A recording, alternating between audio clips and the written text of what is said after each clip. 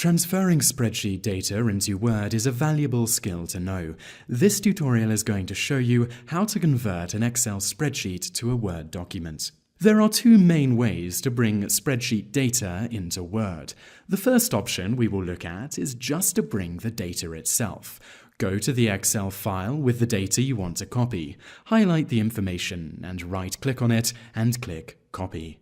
Now go to Word and right-click where you want to insert the information. You will be presented with several paste options, such as whether you want to paste a picture or keep the source formatting. Here we will paste with source formatting. Simply pasting the data alone does have its disadvantages. Here you can see that if we change a price, the total does not adjust as it would in the Excel file. To learn how to convert an Excel spreadsheet to a Word document with the formulas intact, you have to paste special. In the Home tab, locate Paste and click the small arrow below this, then click Paste Special.